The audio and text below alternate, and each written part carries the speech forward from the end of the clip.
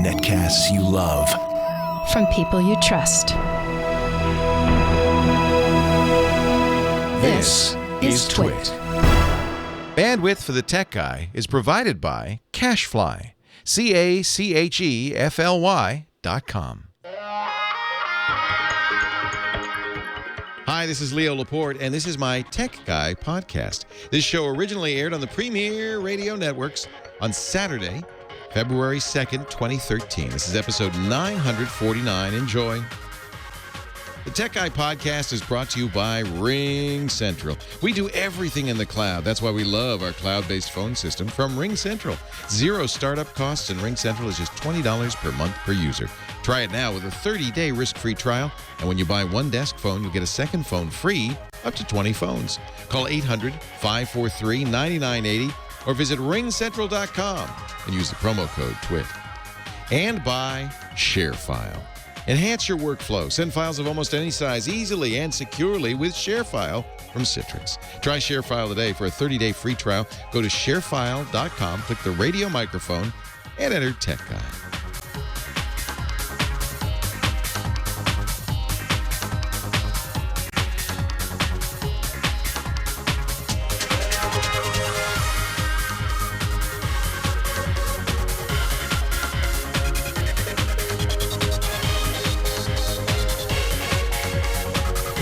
Here we go, Scott. On in 3, 2, 1. Well, hey. Happy Saturday to you all. It's Scott Wilkinson here, the home theater geek. Now, those of you who normally listen to the show might be expecting Leo Laporte about now. And normally you'd be right, but this weekend he has decided to take the weekend off and go to New Orleans for the Super Bowl. Wow. He and, 50, 90, 100,000 of his closest friends are going to be crammed into that stadium watching the, the 49ers and the Ravens, I think. Even I can't get away from that. I'm not a sports guy in any sense of the word, but even I know that it's the San Francisco 49ers, which is why Leo went. They won their playoff game, and so he said, oh, okay, they won. I'm going to the Super Bowl. Which is fine for him, and it's fine for me, because it means I get to sit right here in the fabulous Twit studio and bring you an entire show of home theater goodness. Now, joining me today is my good friend David Vaughn, who is a product and movie reviewer for Home Theater magazine and hometheater.com. David, welcome. Hey, Scott, how are you? I'm great. How about yourself? Good. Glad to be here again. I'm sure glad to have you with me. Now, you also write movie reviews for... Home theater equipment. Home theater equipment? Yeah. Okay. And certainly you're very familiar with a lot of product. You've been doing a lot of products lately. Yes. So I know you're going to have plenty of great answers for people who are going to call in for answers to their questions, which we're going to be doing for the next 3 hours. Now, I do have an announcement I'd like to make to start off with. As most of you know, I am the host of a podcast on Leo's Twit network called Home Theater Geeks, which records on Mondays from 2 to 3 p.m. Pacific, 5 to 6 Eastern. And you can tune into that live at live.twit.tv, and it's then posted as a podcast afterwards.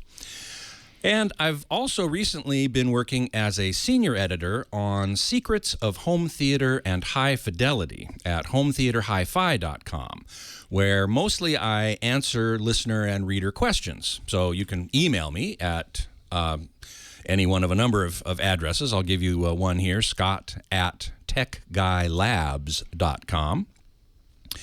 And I answer questions there on Secrets of Home Theater and High Fidelity. But this month, I just got a new gig, an additional gig, which is as the editor of AVS Forum at avsforum.com. Now, this site is, as its name implies, a forum for home theater enthusiasts to exchange ideas, ask questions of each other, and so on and so forth. And it's been around for something on the order of more than 10 years. Maybe even longer than that. Maybe. I think it started in 96 or 7, very early in the internet Exactly. And I've been a member for over 10 years myself, and you have too, I know. And but it was recently purchased. And the new owner decided that they wanted to expand the coverage. They're keeping the forum, of course. That's really the core of the site still, but they wanted to expand the coverage to include articles about home theater and so on. And so they really needed an editorial guy. And so I happened to be footloose and fancy-free, right. And they happened to need somebody, and so we made an agreement, and so there I am now at avsforum.com. So I do hope you'll go check that out as well, because I'll be writing lots of stuff there. I'll be posting on the threads and writing other articles. I just posted a big article about media servers, dedicated media servers, as opposed to home theater PCs. Right. And these are typically kind of expensive products, but it was something that they wanted to have on the site. So I said, sure, I can do that. Like Kaleidoscope or Kaleidoscape. Yeah, or Kaleidoscape. Kaleidoscape is one, and Mosaics is the other, both of which let you import Blu-rays and DVDs and CDs onto a huge hard disk, and then you can stream them to different parts of your house or whatever. But there's a problem with that, of course, and that is the legal issue. Right. You know, because Blu-rays and DVDs are encrypted. They're copy protected. CDs are not. You can rip CDs all the time, no problem. But if you do that with a DVD or a Blu-ray, there's some legal question about that. It's basically illegal. And Kaleidoscape got in a lot of hot water over it. And they're still in the middle of a legal issue to deal with that. So they're at the moment the case is pending. They're still selling their product. They decided to circumvent or address the legal issues by you can import a Blu-ray into their system, but you have to have the physical disc in a player in their system, so that because the Blu-ray licensing, the copyright licensing says you can make as many copies as you want, but you can only play one copy at a time. That's all, you know, and so you have to have the disc, the physical disc, in one of their players so that they can make sure that that disc can't get played at the same time as you're playing the one off the hard disk. So it's a little bit convoluted. Mosaics did it a little differently. They said, we're going to sell you the system, but it's not going to have the ripping software. You have to deal with that yourself, and they even want their dealers to have customers sign a hold harmless document that says it's your responsibility if you want to break the law. They also point out that while it's illegal to make and sell or distribute software that can import or break the encryption of Blu-rays and DVDs, it's not illegal to use such software. Right. So it's like, what's up with that? Man. So anyway, that's all covered in this article that I posted about media servers. It's an interesting topic, this whole legal issue, you know. Hollywood likes to treat their customers as everybody's a pirate. Yes. This is Leo's point, certainly, that he makes many times, that they think that everybody's a pirate. And yes, that seems to be true, and it's really unfortunate. I'm getting some comments in the chat room that's saying it's illegal to back up DVD and Blu-ray movies? Well, yes, technically it is. So, you know, you just want to think about that. Now, there are plenty of people who are making the argument that, hey, we should be able to back up the content that we own. But it's the whole issue of, well, it's encrypted. It's copy protected. And those copy protection schemes have been broken long ago. Yeah, well, they break them, and then they'll come out with a new version of BD Plus, and 24 hours later, that's broken. That's broken. Yeah, exactly. You'd think they figure it out. It's futile, and I mean, the music industry finally embraced digital. Right, exactly. And the movie industry is trying to, with things like Ultraviolet, which you're making a face. How to anger your customers even more. Even more. Yes, exactly right. Ultraviolet doesn't really work that well. No, it's horrible. You have to go to multiple websites, multiple usernames, multiple passwords. I still to this day cannot access any of my Warner Ultraviolet digital copies because they refuse to accept my password. I asked for a new password. I put that password in. It doesn't work either. And so finally, after 5 or 10 emails to customer service, I gave up. So I just don't use them. Yeah, exactly. So this is all very convoluted and controversial and unfortunate, because all we want to do is be able to watch the movies that we've bought, and perhaps even watch them on different devices. Right. That's the whole point of Ultraviolet, is it stores the content in the cloud, and then you can watch it on your big TV or your smartphone or your tablet or whatever. But they're making it very difficult. Right. Well, and for the most part, the copy that you get is a down-res copy. So you buy a Blu-ray, and you're not going to watch the streamed version on your TV. Right. Because it's not going to look very good. Well, you know what? We've got plenty more to talk about, and we will right after this. This is Scott Wilkinson, the home theater geek, sitting in for Leo Laporte, the tech guy.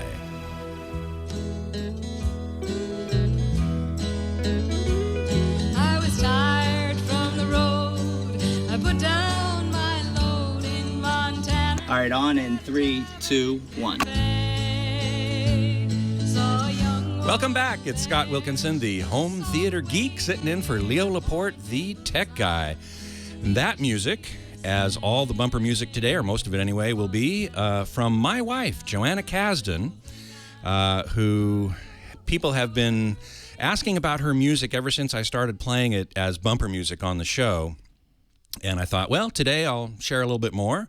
Most of it was recorded long ago and is only available in the analog domain on cassettes and LPs. What were those? I sort of remember those. Hey, they're making a comeback. They are making a comeback. That's right. Anyway, we are in the process of digitizing all of her material. She recorded 6 albums, 7 if you include one in the Catskills with Pete Seeger and a bunch of other people, which we're going to hear a little bit of later. And so I thought, she's got such a beautiful voice and writes such great music that I thought, well, we'll have a little taste here and there. Anyway, we're going to get to the phones now and answer some questions. The number, of course, is 8888 Ask Leo. Now, of course, today you're asking Scott and David, but it's still 8888 Ask Leo, which is 888-827-5536. Okay, I am going to start with Ashar in St. John's, Canada. It's Scott Wilkinson, the home theater geek. Welcome to the show. I thought I pushed the right button. I got it. Did I push the right button? Ashar, are you there? Yes, I am. Excellent. How can we help you? Yeah, hi. How are you doing? Good, thanks. How about yourself? Oh, I'm pretty good. So my question was, I have a Panasonic 32-inch television. I'm not too geeky with television, so I thought I'd call you. But I'm looking for a budget setup since I'm kind of on a budget. And You're not alone. Yes. And I usually watch movies on a Roku. And I got it from America. I'm Canadian, so it works, but YouTube doesn't work on it. One really? of the things I watch is YouTube. But I was wondering if there was a good Blu-ray player out there that would satisfy my needs and, get it for relatively of a cheap price, because it would broadcast YouTube and it would also give you best quality, at least on a 720p display. Well, just about any Blu-ray player, pardon me. Okay. Just about any Blu-ray player will do the job. I generally, for the budget-minded, I generally recommend Panasonic Blu-ray players. They're typically in the $100 to $200 range U.S., and they all have streaming capabilities. YouTube, undoubtedly, Netflix, bunch of them. So, that would be the way to go. David, you've reviewed some Blu-ray players lately. Yeah, I reviewed Samsung's player. It's probably, if she's looking budget, you probably, how much are you willing to spend? I've seen, when I go in stores, I've seen Panasonic ones ranging from about $50 to at least $100. And that's probably the most you can find. A Panasonic over here is probably $100. Okay. Yeah, whether you need wireless or wired connection, Panasonics are solids. I've been impressed with Sony's players. They've been solid as well. Yep. I mean, at least down here, Costco has a BX59 that was $79.99. That was the Sony? The Sony. Yeah. It was a branded player specifically for Costco, similar to their BX590 or BD590 that's sold in regular stores. But it had all the streaming services. One thing I like about Sony over Panasonic is they have Amazon Video on Demand, which a lot of players don't offer. Sony is one of the few that does have Amazon Video on Demand. I don't even know if Amazon Video on Demand is available in Canada or not. But Amazon Video on Demand isn't available, but I think I probably have a good one in mind. And I think I also was quickly wondering, I found one, and it's really good. I know people who have had them. But can you answer this really quick? But what would be a good audio setup? Because currently I'm using the internal speakers in the Panasonic, and the sound is a little bit muffled because it's mounted on the wall. Oh man. Yeah, you've got probably the perfect storm of what not to do with sound. I would say on a budget, probably the best thing to do is to get a soundbar. These are becoming much more popular these days. It's basically a long, skinny speaker system that has typically, it might have, pardon me, three channels: front, center, front, left, center, and right. Sometimes they simulate the sense of surround, and they do a more or less good job of that. Especially if you have a rectangular or squarish room with not a lot of openings. Right, where the sound waves can reflect off the sidewalls. Okay, and do you really quickly, do you think a Raspberry Pi would be a good home theater PC? Because I'm only going to use maybe light web browsing, maybe looking up some stuff on the internet, because sometimes family comes in my room if I want to show them something on the big screen. I know how to go around Ubuntu and Linux, so I don't think that would be a problem. Mm-hmm. I don't have any experience myself with the Raspberry Pi, or really too much in home theater PC. Do you? No. They're a little, if you're comfortable with Linux and so on, it may be just perfectly fine. Anybody in the chat room can help us here. And by the way, I want to make sure everybody knows that going to the website for this show, which is techguylabs.com, should give you access to the chat room. You can also go to irc.twit.tv and join what is today Scott's Brain. Usually it's Leo's brain, but today it's Scott's Brain. There are lots of people in there who have tons of great ideas. Already I'm seeing Nightstar saying, Pi is okay, but liking better an Android stick. So there are now the, and NW says most content probably won't play on a Raspberry Pi. So there are now starting to be these streaming sticks that are little USB. They look like thumb drives. You know what I mean? Yeah. And you stick them into the USB port, and they basically give you streaming capabilities. Now, Roku has one, but it plugs into a port called the MHL, Mobile High Definition Link, which is very much like HDMI, but it's a slightly different connector. So, I think, and it's slightly different electrically. So, you need to have an MHL port, which not a lot of products have yet. But there are others, and so that might be another way to go. I don't really have much experience with them, so if you can, log into the chat room, because I bet you that there'll be plenty of... I already am in the chat room. There you go. Okay, excellent.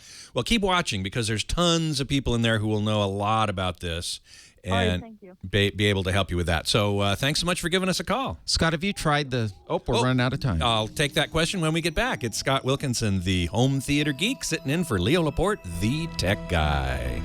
We're running scared.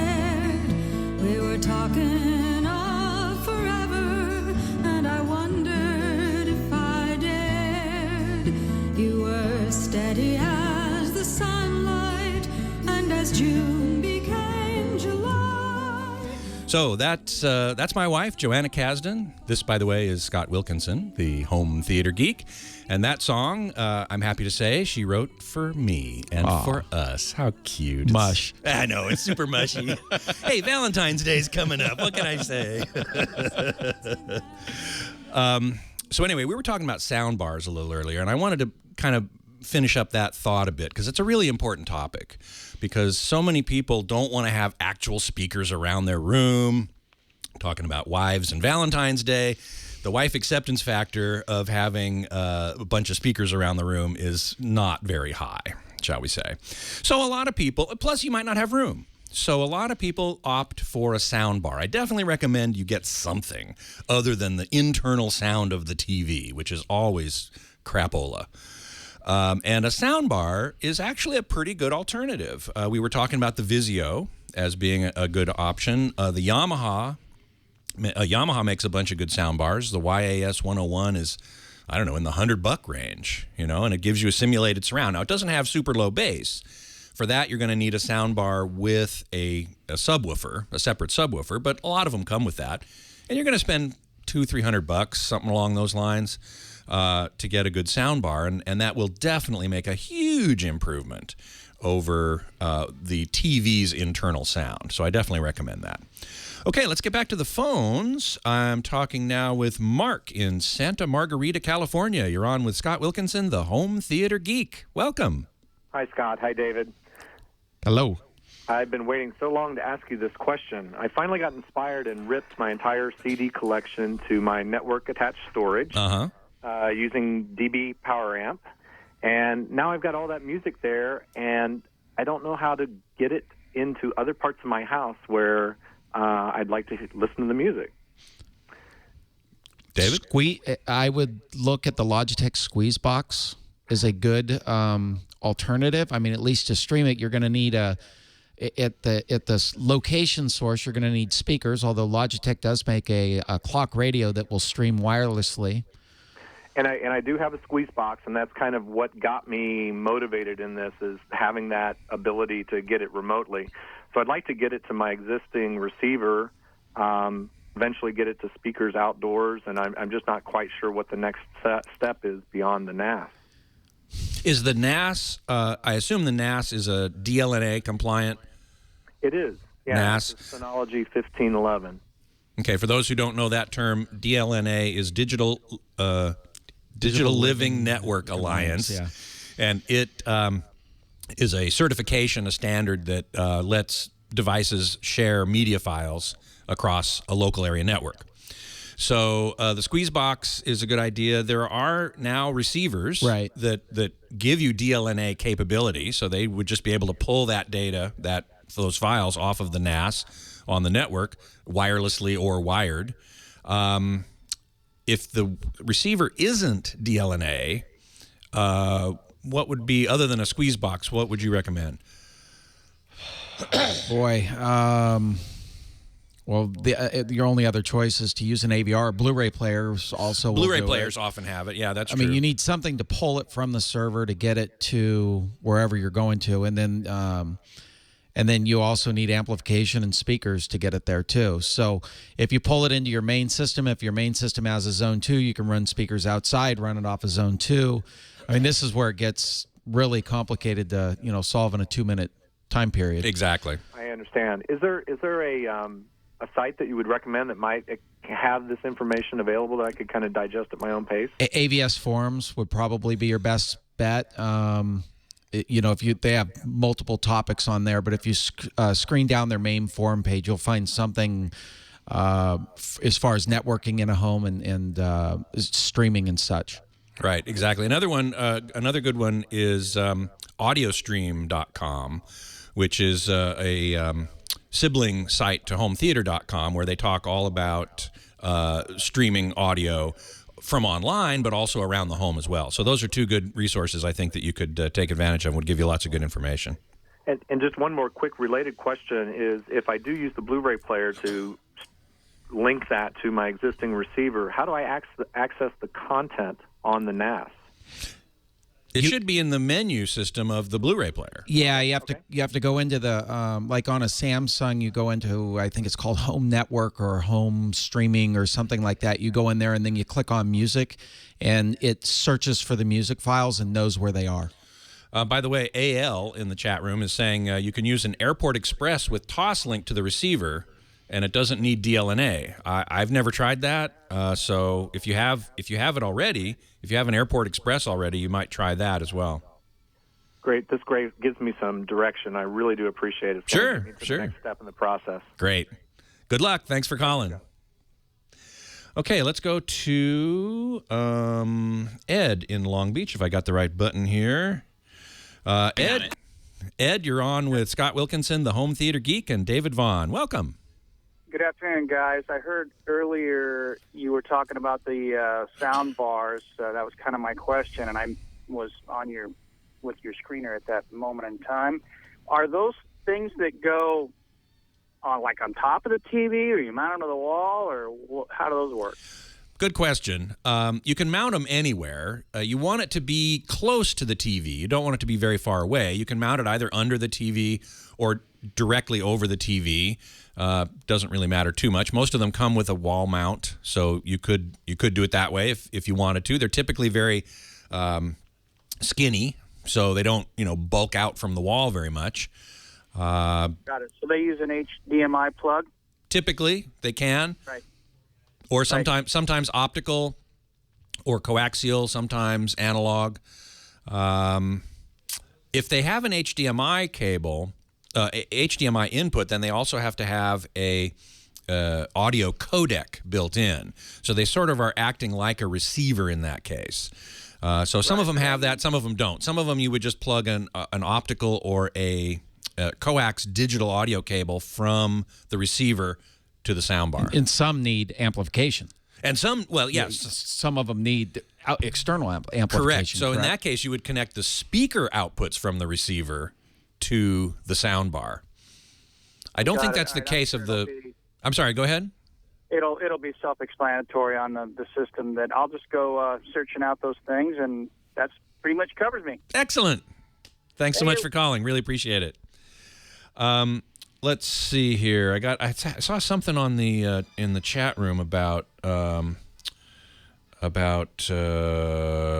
sound bars or something. Well, can't find it now, so let's go to another call. I think we got time. David in Venice Beach, line 5. You're on with Scott Wilkinson, the Home Theater Geek, and David Vaughn. Welcome. Hey, thank you very much. Good morning. I'm projecting my movies and DVDs and such on my PlayStation 3 from my projector, and now for the past couple weeks, I have a spot that's a little lighter on my screen when I watch a movie. It's like bluish, purplish in the center, and I'm not sure it's my light bulb being old. I can see that little faint taint of blue, and it's a little lighter. I wonder what that is, if you have an idea about that. What is the make and model of the projector? Sanyo Z3. A Z3, yeah. Which I think is an LCD projector. I don't remember. I'm not a geek. You're not a geek. I'm not a geek. I'm pretty sure it's an LCD projector. Okay. And how old is the bulb? Usually in most projectors there's a timer that you can get into from the menu that shows you how many hours are on the bulb. Oh, that's good to know. Timer. Yeah, so there's probably something in there. We'll talk about that when we get back. It's Scott Wilkinson, the Home Theater Geek, sitting in for Leo Laporte, the Tech Guy.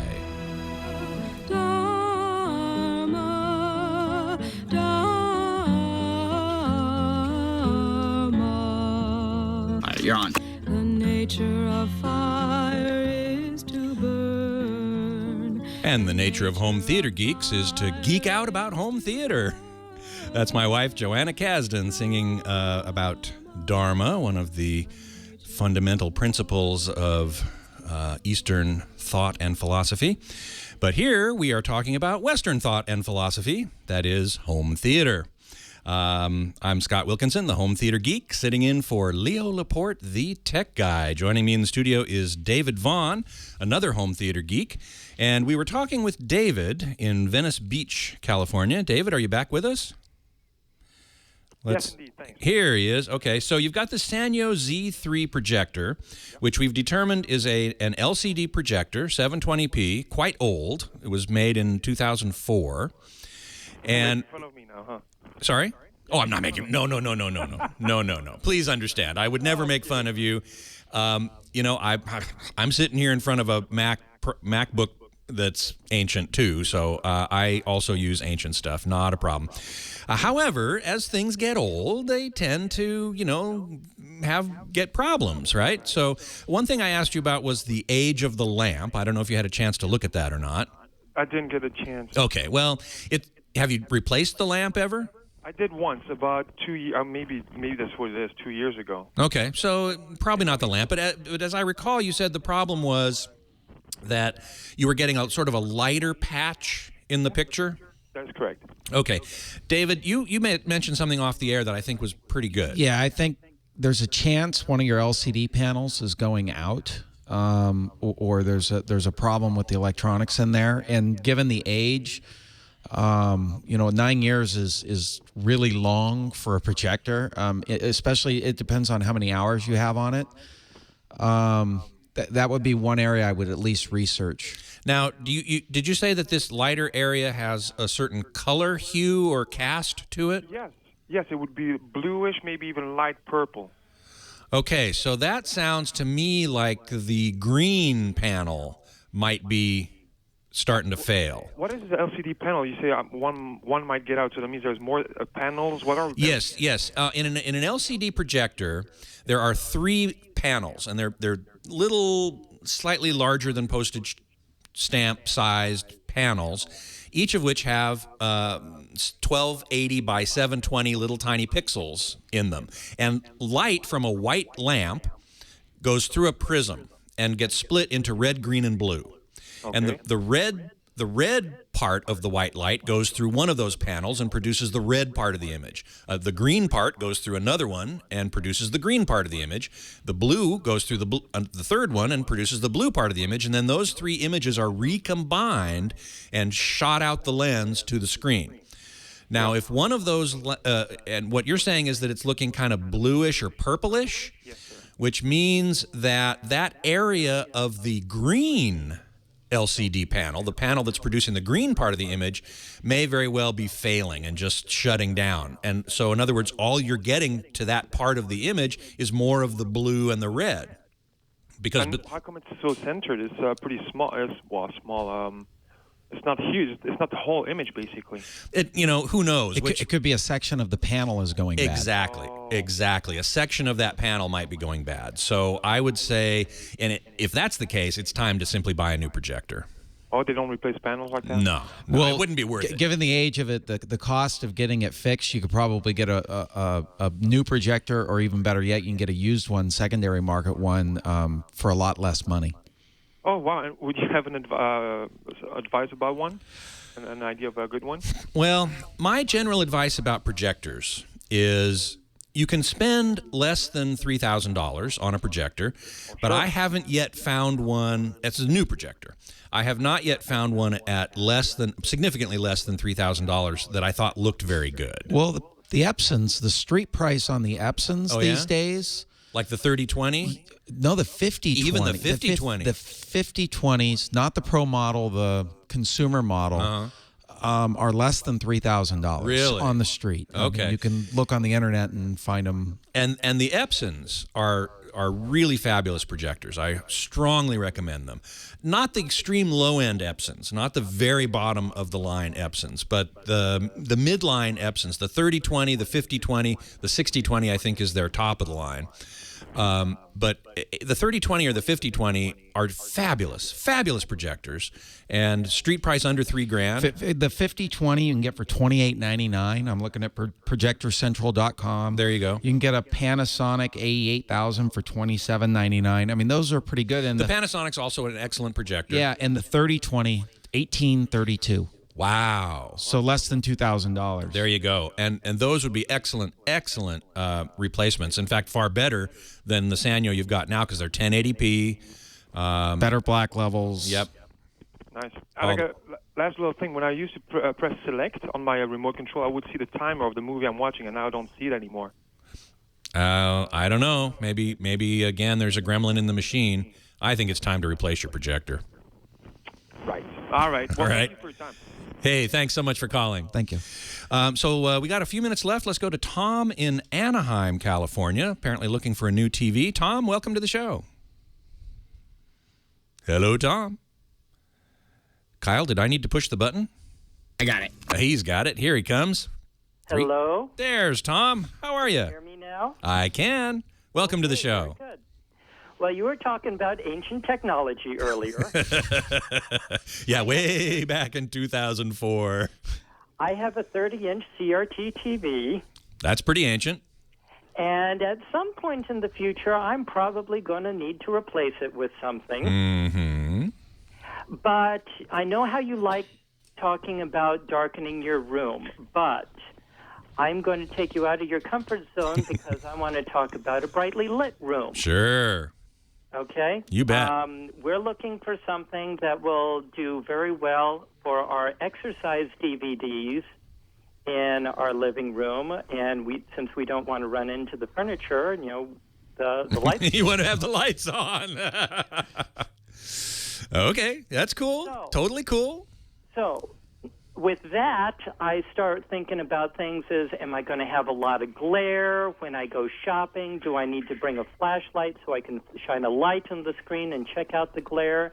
And what are my, how wide of an angle can I get on these things as I'm moving around the room? So, what are my options? What am I looking at doing? And what questions do I need to ask when I start going out shopping for this thing? Well, okay, you've laid out the problem very, very well.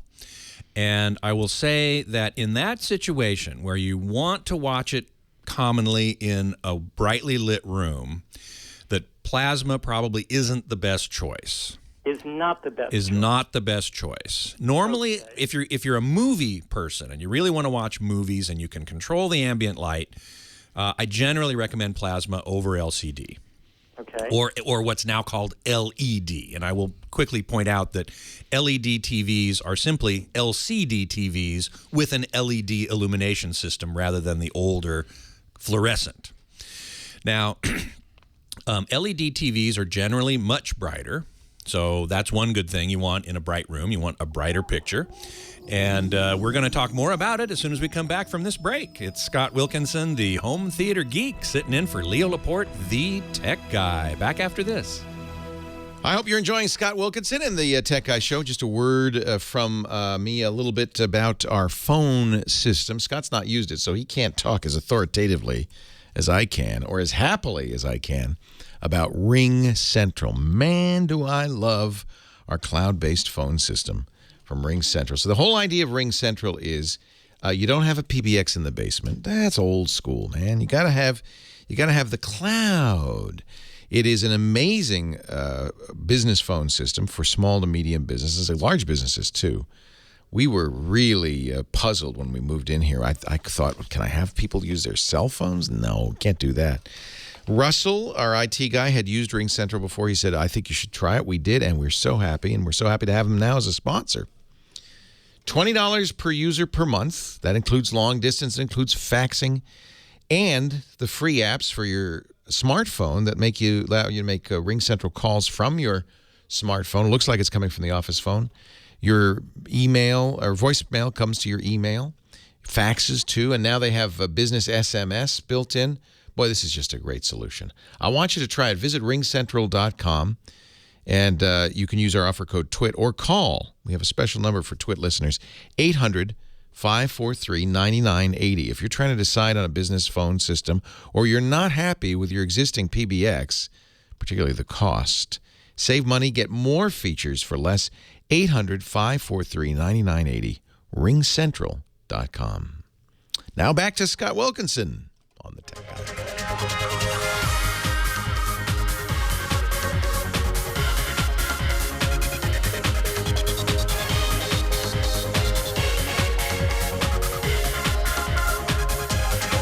All right, on in 3, 2, 1. Well, hey there. Welcome. It's Scott Wilkinson, the home theater geek, sitting in for Leo Laporte, the tech guy, who is off in New Orleans for his Super Bowl adventure. He's been posting on Facebook from there, and we've seen pictures of him with powdered sugar on his nose from eating beignets. And I recommended that he go to the Preservation Hall, the famous traditional jazz venue there just off of Bourbon Street, where I heard some fabulous Dixieland last time I was there. Of course, I'm a Dixieland player myself, so I was a little biased, but I do hope he goes and checks it out because it really is quite a historic thing. I'm here with David Vaughn, my good friend and fellow home theater geek who writes for hometheater.com, equipment reviews and movie reviews. Thanks so much for being here. No problem, Scott.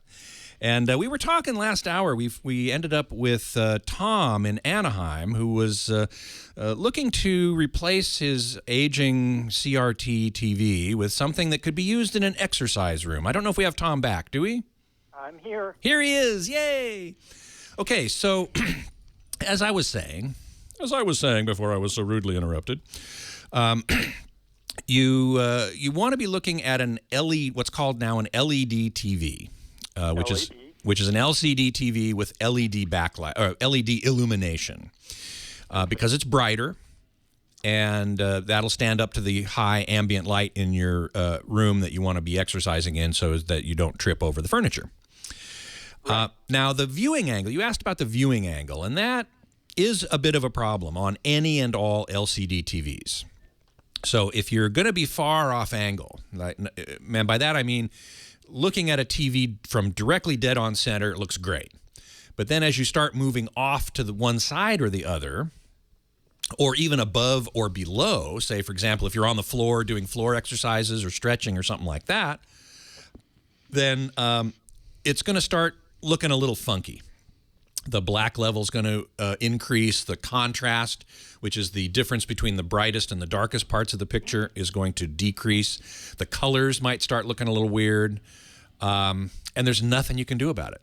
There's nothing you can do about it. These LCD TVs have incorporated all sorts of what I call Band-Aids to fix problems that plasmas don't have to begin with, like black level, using dynamic LED dimming and so on to increase black level.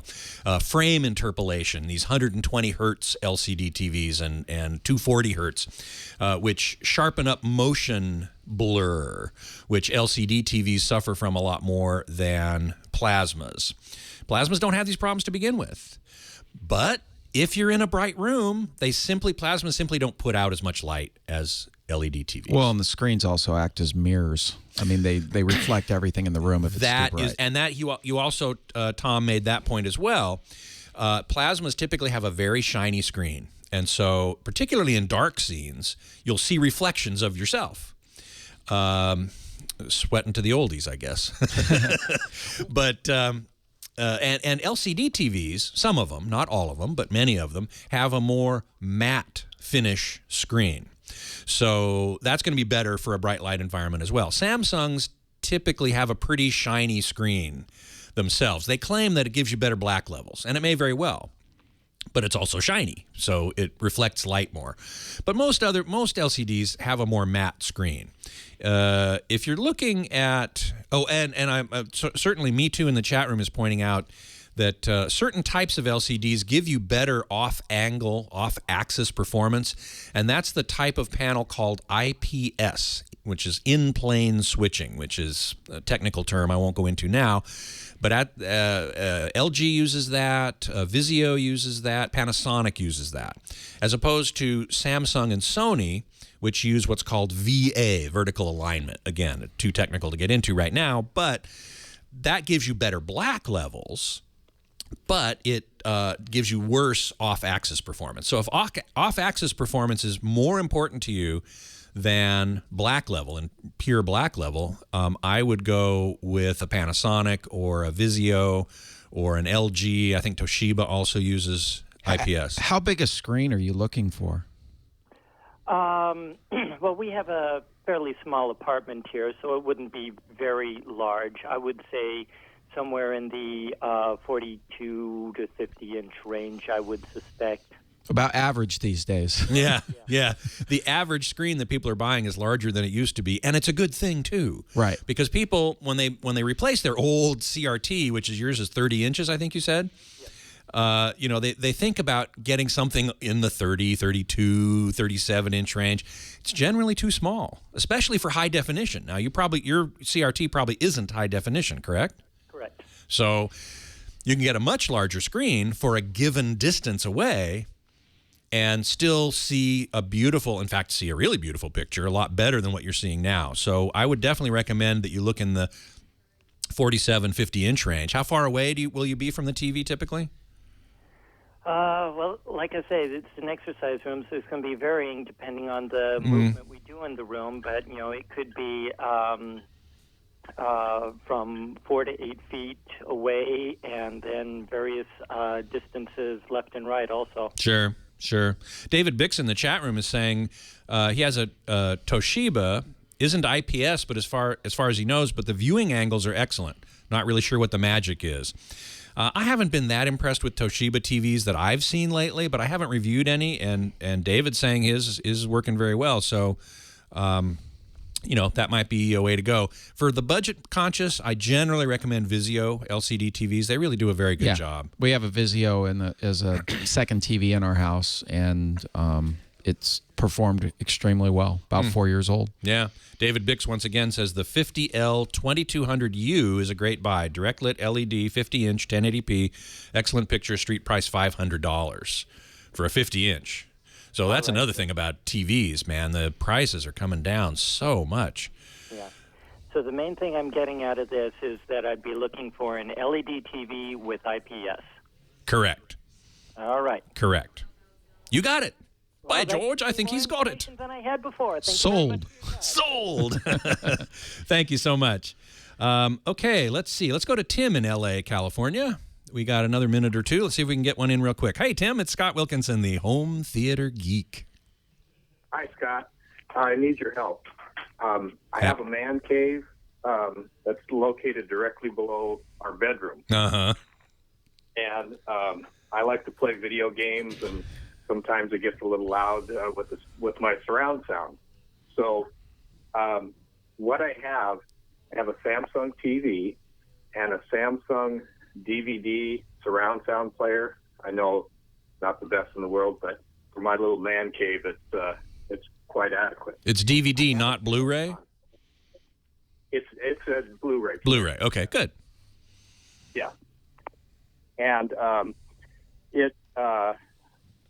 used to have a Panasonic that allowed me to put my headphone mini jack right in the front, and I could, with a wire, listen to my headphones. Well, that player died, so I bought a Samsung, and it doesn't have a mini jack in it, and I'm having trouble getting the sound, so I had to do it from the TV, the back of the TV with a mini jack, and now I've got this wire running across the floor. So you're not using an external sound system? You don't have an AV receiver with speakers? No, it's all one unit. The Samsung Blu-ray player is the surround sound unit. Well, what is actually producing the sound? Is it the speakers in the TV, or do you have external speakers of some sort? Yes, there's external speakers all around the room. Oh, okay. And what's driving those? The Samsung Blu-ray player. It's one unit. Home theater in a box. Oh, so it's a home theater in a box. Now I understand. We'll talk about that when we come back. It's Scott Wilkinson, the home theater geek, sitting in for Leo Laporte, the tech guy. Cool summer evening, a smooth wooden floor, sweet old time music. All right, on in 3, 2, 1. Waltzes and twos. Welcome back. It's Scott Wilkinson, the home theater geek, sitting in for Leo Laporte, the tech guy. If you've got a home theater question, please call 8888-ASK-LEO. That's 888-827-5536. Now, we were talking before the break to Tim in L.A. Tim, you with us? I'm not sure if he's still with us. He's on the line, but here he is. David, you had something to say about this. We were talking about needing some other headphone solution than what he was able to do before. The new Samsung, I think, home theater in a box doesn't have a headphone output, which a lot of, this is starting to disappear, and I wonder why. I really don't know. Yeah, higher-end pieces seem to have them, but the lower-end ones, they seem to be going the way of the dodo bird. Weird. What game system are you using? I'm using Xbox. Xbox 360? Yes. Okay, what you may want to do is go out and purchase headphones like Turtle Beach. My son recommends the PX21s, and that'll plug directly into the USB port on the Xbox 360, and you get your sound through that versus using your stereo speakers. Then you can play it as loud as you want without angering she who must not be angered. Yes, but what do I do about watching a TV show or a movie? Some of the movies get pretty loud. And the only mini jack in the back of the TV, there's no volume control or anything, and that's a problem. So is there any way to do it? I understand the Xbox now, and I'll do that. Yeah, you can do that. Your only other option would be some wireless headphones. And the wireless headphones, I'm not a big expert on wireless headphones, I will tell you. The website to go to for that is innerfidelity.com, and that's a site devoted to headphones, and so there should be a lot of good recommendations there. But you should be able to find a set of wireless headphones that plug into that mini jack on the back of the TV, and the transmitter does, and then you got this transmitter, and then you got these wireless headphones, so there's no cable snaking across the floor, and the transmitter might very well have a volume control. Although that's yet another remote to deal with. Right. Which is kind of a drag. My mom has some older, I think, Sennheisers, something. And they actually use RCA out. They use one of the audio outputs from the TV. Exactly. The Sue in the chat room is saying that she's got some great Sennheiser headphones that plug into RCA jacks as well. And David Bix is pointing out another great website for headphone info, which is Headfi, HEAD-FI.org. Which is another, I know them as well. It's a great site for headphones. So those are two good recommendations right there. But you're right, it's becoming more of a problem because TVs used to have headphone jacks, right, and they don't anymore. So anyway, they're too skinny. They're too skinny. Yeah. TVs have become so skinny that there's no room for anything, and certainly the speakers that are built into them are, pardon the expression, crapola. Yeah, and Insane Techie says the gaming headsets can be used with an optical TV out. Oh, that's a good point. So there's another option. Sure, if you look for a set of wireless headphones that has an optical digital audio input, then you go from the optical out of the TV to the optical in of this transmitter, and then that transmits to your wireless headphones. Great. And here we go. Ice Cool in the chat room says, I use Sony wireless headphones, and they have their own volume on them from Walmart. So there are choices out there. All right? Great. Thank you very much. Thanks so much for calling. Okay, let's see. Jason, also in L.A., has a question about TVs. Welcome. Hello, sir. How you doing? Good, thanks. How can we help you?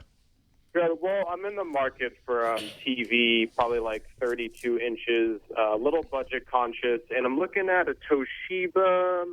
I was looking at a Toshiba, but I also heard you say earlier that Vizio is really good. So I just want to get like your general advice on what would be a good, solid purchase. Generally, for the budget conscious, my first go-to choice is Vizio. Okay. They're making they make a really good product. I've been very impressed with all the ones I've seen. I normally look at larger ones than 32. That's pretty small, but I mean, in these days. But my neighbor has a 32-inch Vizio. I have a 32-inch Samsung. We both have them in our garages. And either one is fine. And the reason why he went with Vizio over the Samsung, because it was on sale at Costco, it was $50 less. So, I mean, all the TVs in that range are generally pretty equal. I would say so. Chivo in the chat room is saying Vizio is the best bang for your buck, and I generally agree. Yep. I generally agree. Okay. But I think you need to get a 70-inch. Toshiba, or is Toshiba bad? I mean, I'm not crazy on picture. I just need something kind of basic. I just don't want the thing to crap out on me in like, a year or two or something like that. Yeah, I understand that. Toshiba's not bad. It's not generally my first choice. And I see on this call screener thing here, you also mentioned RCA, which has been out of business for a while, and they're just now starting to come back. So we don't know. We don't know the quality of RCA in terms of its recent product. Hopefully I'll get a chance to look at one or more of them at some point in the near future. They were at CES. They made kind of a big splash at CES. Toshiba, is not a bad brand. As I say, I generally go to Vizio as my first choice for budget. Budget, correct. Okay, all right, because Best Buy's got a Toshiba on sale, 32-inch for $230, and then I'm looking at a Vizio at Target for $250. I'm just trying to figure out what to do. Okay, it's not going to be a big difference between the two. For me, if depending on what the TV is being used for, I would tend to to go for the one that's the best deal. Go look at the pictures. If the pictures are equal and one's $20, $25 less, save the $25. Well, the Vizio is LED, which, I mean, I don't know if I'll be able to see a difference. I think you just mentioned with the last caller or two callers ago that LED does make a substantial viewing difference. It does. I prefer LED over more conventional fluorescent illumination. And fluorescent illumination is going away. It's essentially gone now. If Toshiba has any that are still available, they're on their last legs, not in terms of their longevity necessarily, but because fluorescent tubes have mercury in them, they're being phased out because of environmental concerns. Oh, okay, that makes sense. So that's why you're going to see fewer and fewer of these fluorescent ones. Fluorescent backlit ones, and besides which, LEDs work better in my opinion. So I'd go with an LED for sure. LED. Okay, great. Sounds good. All right, so Vizio's a good way to go. Yeah. Okay. Good luck. Okay. All right, great. Thanks a lot. Have a good one. Thanks so much. Okay, let's go to Alan, also in LA.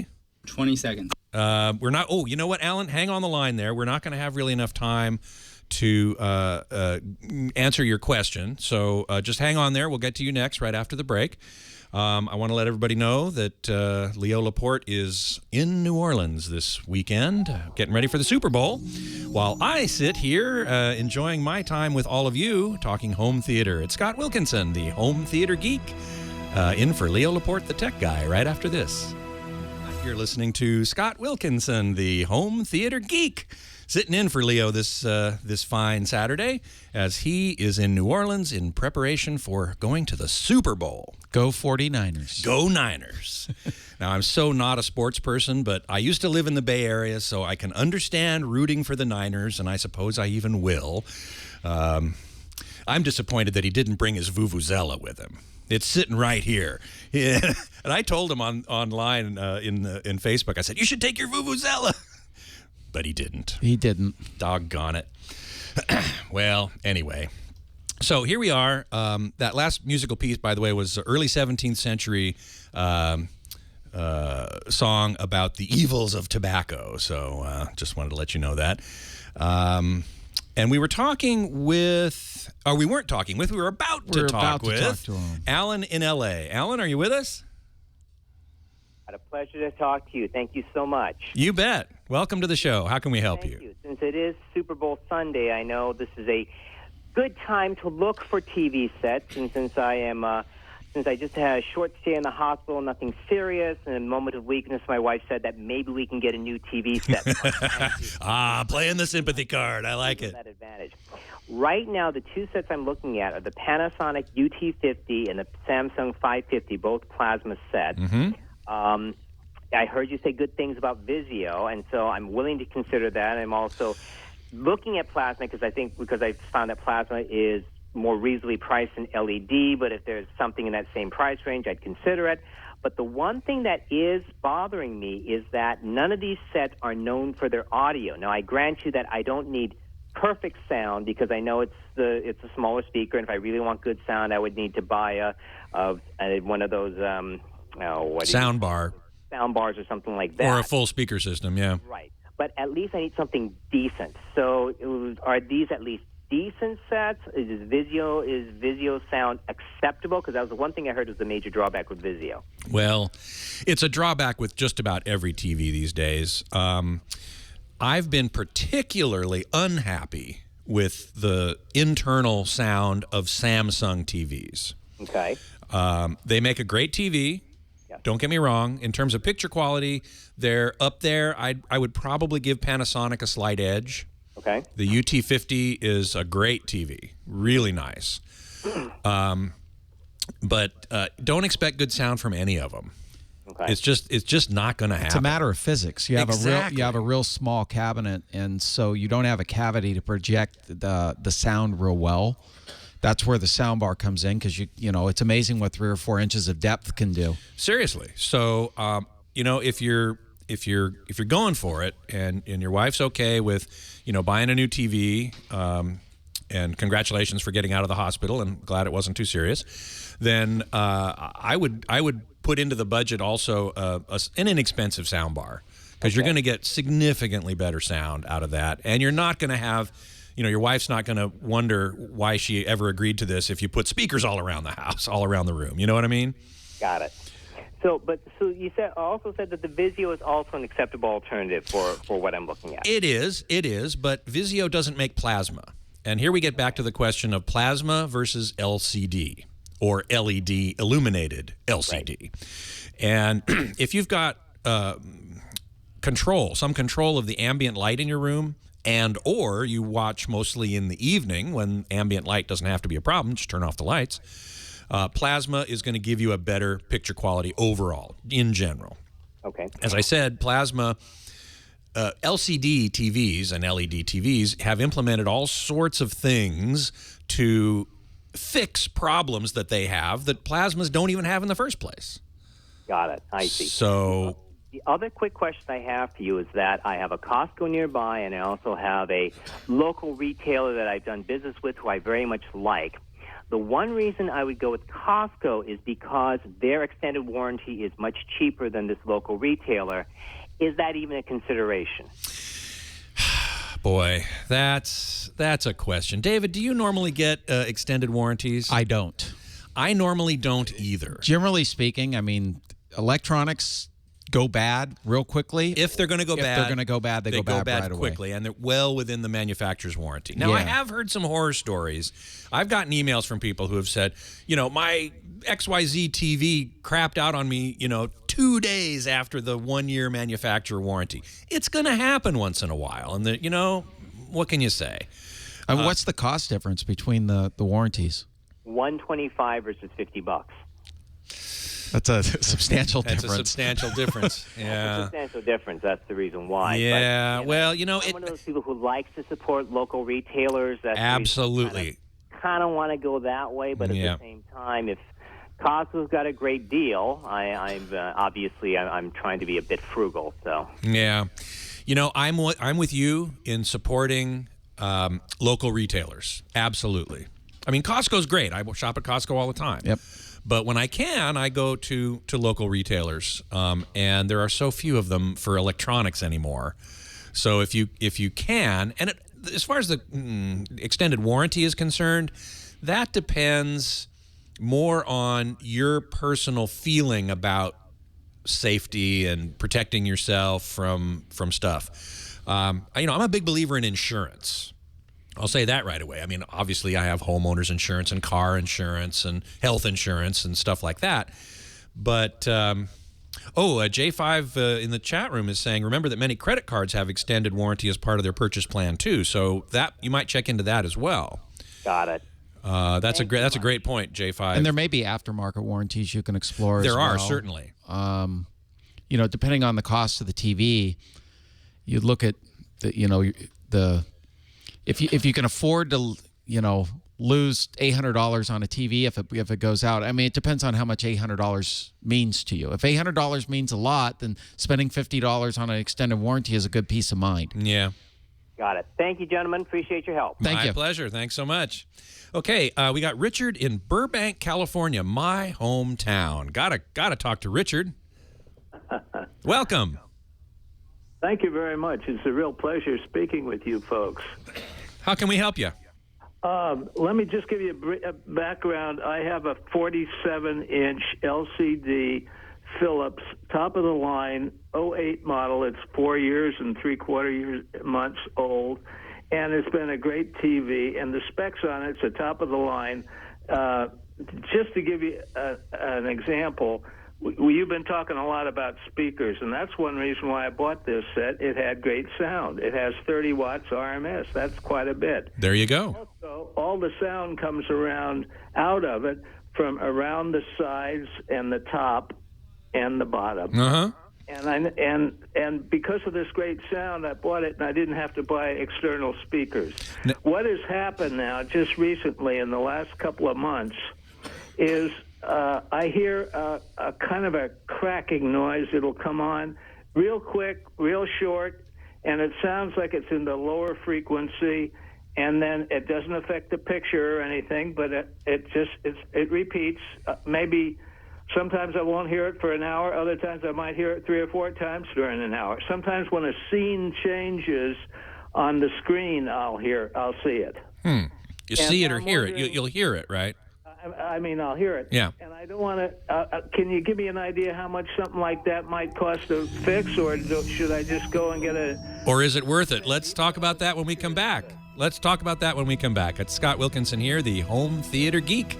Back after this.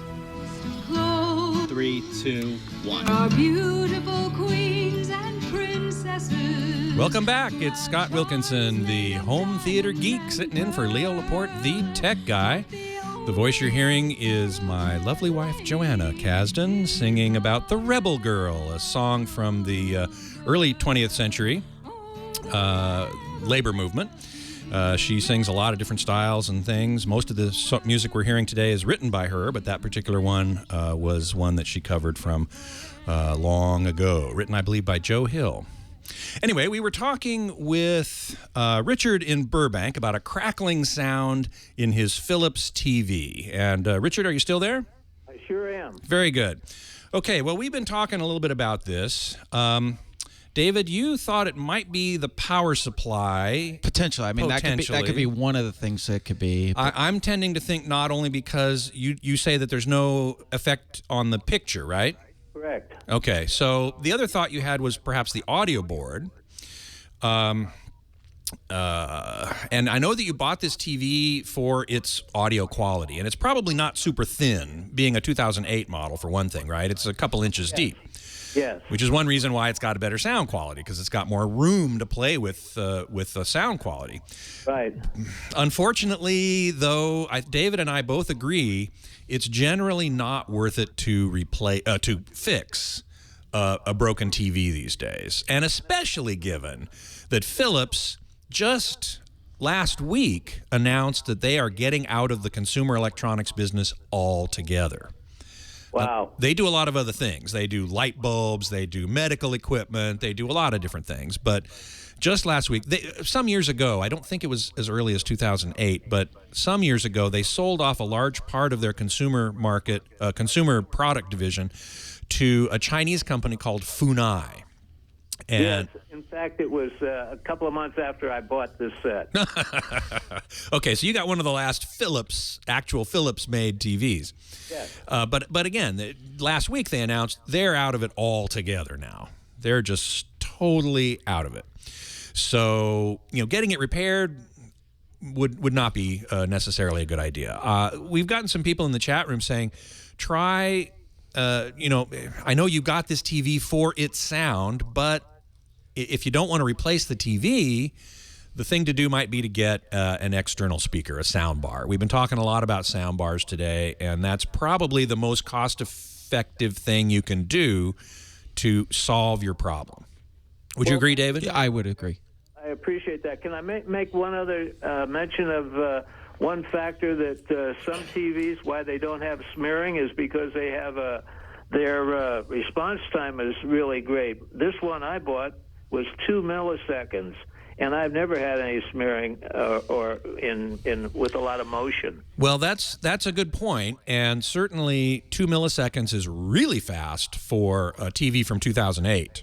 That's on the sheet on the with all the information about it. Yeah, it's been a great set. Right. However, I will point out also that the response time, the LCD response time, which is what he's talking about, is not the only factor in motion blur. Now, you say you're not seeing motion blur, and that's great. Right. But even there are TVs that have similarly short switching times that still exhibit motion blur. And the way that LCD TVs combat that is by either doing something called frame interpolation, where you've got 60 frames per second coming in, and the TV synthesizes new frames to put in between them, calculating where objects in motion would be if there were actually 120 frames per second coming in. The other thing they do is flash the backlight, which is really only possible with LEDs. And when you flash the backlight and part of each frame is black, that does cut down on motion blur as well.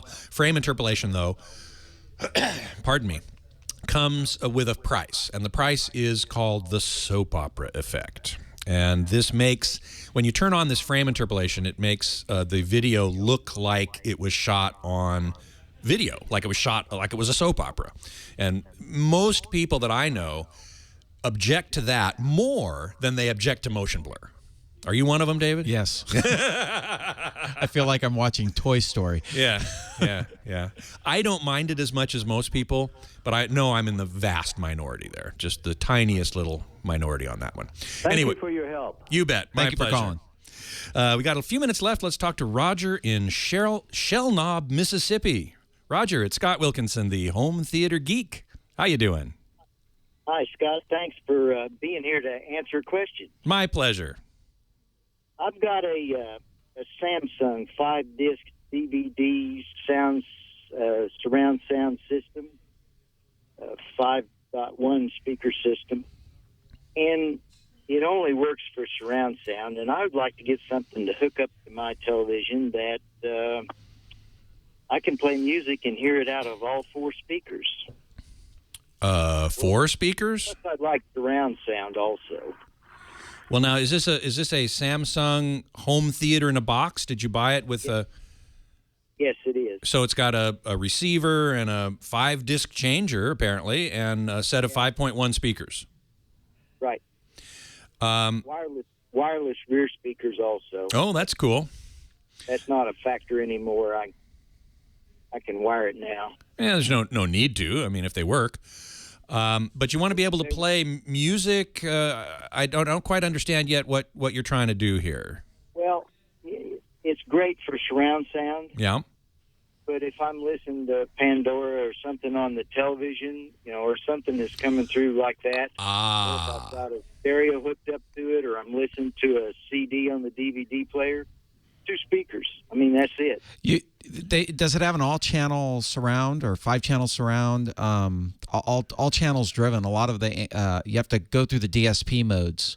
Yeah, there are some modes in that device that will take a 2-channel input, such as a CD, and expand it out to 5.1. So I would look in the manual, of the receiver or the head unit, the brain of the thing, and see if it has modes that will expand, like Dolby Pro Logic 2, for example, will do that. DTS, some of DTS Neo. modes will do Neo. DTS Neo. Neo 6, I think, will do that as well. Yes, David Bix in the chat room is saying you want to use something like Pro Logic. So there should be a Pro Logic setting. Now that'll take care of your CDs. But if you're listening to Pandora on your TV, if your TV is your source for online audio, then what you want to do is take, and I hope your Samsung home theater in a box has this, the TV probably has an optical digital audio output. And that's what I use. Okay, you put that into the Samsung system. Yes. And you select that input, and then just again apply this Pro Logic mode to that input, and you should hear the sound coming out of all the speakers. Okay. That is. So I probably don't need to buy another home theater system. No. Unless this, how old is the Samsung? It's probably 4 years. Well, you should be fine. Go look for the Pro Logic mode and you'll be fine. Thanks so much for the call. It's Scott Wilkinson, the home theater geek, back for one more hour after this.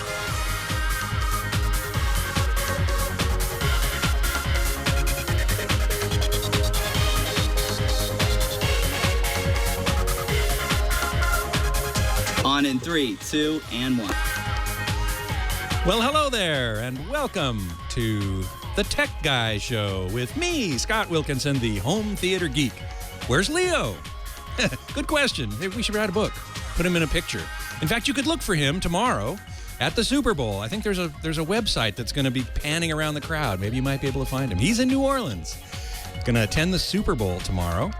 And so meanwhile, that means the ball is vacant, and he was kind enough to invite me to come and sit in for him today, and I'm so happy to do it always. Anytime he wants, I will be here.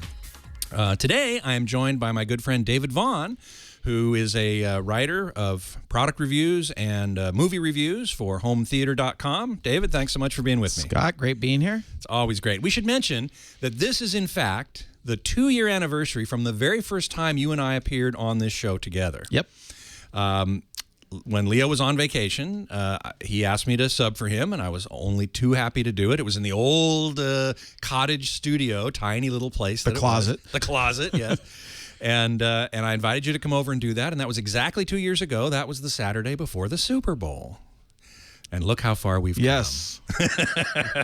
We actually know what we're doing now. Yeah, think of it. You write for hometheater.com, and I'm now writing for Secrets of Home Theater and High Fidelity at hometheaterhifi.com. And I've just been appointed the editor of AVS Forum at avsforum.com, which I'm very happy about. This is mostly a forum site, which you've been a member of for a long time. Long time. As I have. Which is a forum site, of course, is a place where people come and post questions and comments and start threads about the products that they own or questions that they have, what should they buy, that sort of thing. And now that the AVS Forum was purchased about a year ago and is under new management, they decided they wanted to expand beyond that. They want to keep that, of course, but they wanted to expand beyond it into adding other editorial content, which is where I come in. So I happen to be free and available, and they happen to need somebody with my particular skill set. So it was a good fit. And it's a good match. Thank you. It's a very good match. Thank you. AVS, by the way, stands for Audio Video Science. And so these are pretty geeky folks. Sometimes a little too geeky, but we won't go there.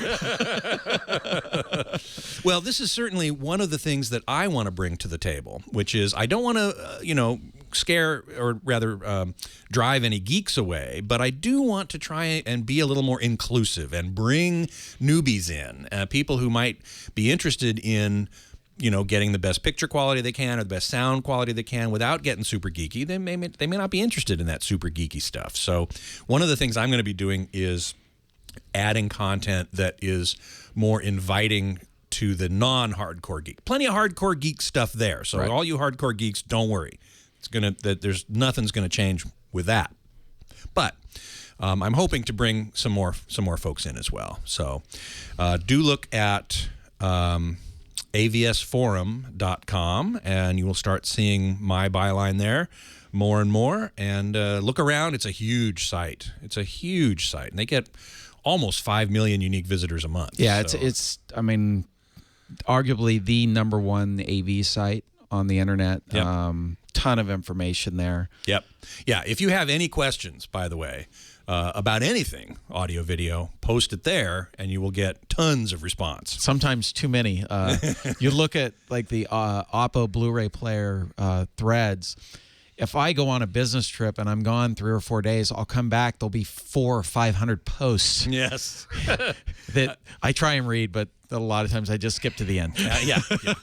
After a while, your eyes sort of glaze over. But people are passionate about this hobby. Yes. Which is why we can do this show on these fine radio stations, because people are passionate about it. And even if you're not passionate about it as a geek, you want... people want a good experience, an audio-video experience at home, as we've been seeing all day today.